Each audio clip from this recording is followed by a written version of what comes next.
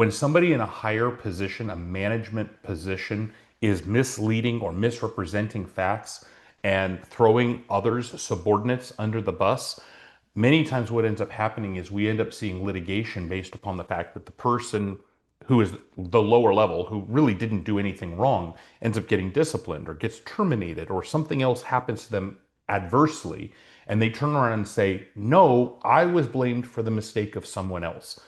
All too often, these things happen where the employee basically says, they were throwing me under the bus when I was not the bad actor. Harry S. Truman said it the best, the buck stops here.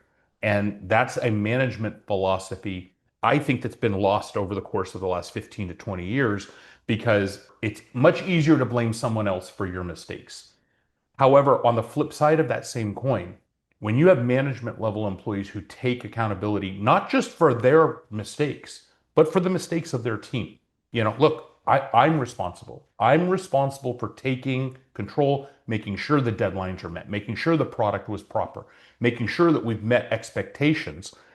Not only do you gain the trust of the person that you're owning it to, whether it's a client or a customer or a third party or whatever it is, but you are gaining an additional level of respect by your team going, wow, you're the type of person that's going to step up and you're going to shield us, you're going to protect us.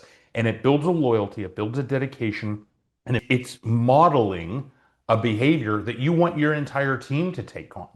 And it helps build and develop the leadership of the next generation when business owners, CEOs, heck, even high level HR people who are able to take accountability for their actions, even if it was a mistake by their team members, those are the ones that end up moving up the ladder and are the most successful because they're breeding a culture of accountability.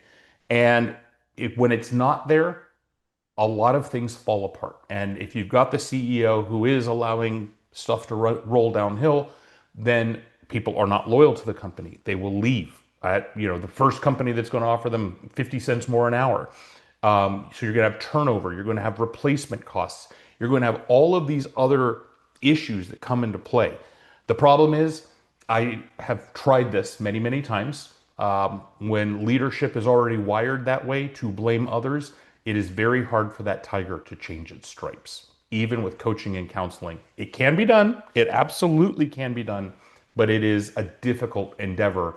And to call the person out, especially if you're in HR and you find out that this has happened, to call that person out when they may be your boss or they may be higher up on the food chain than you are, is not an easy conversation to have.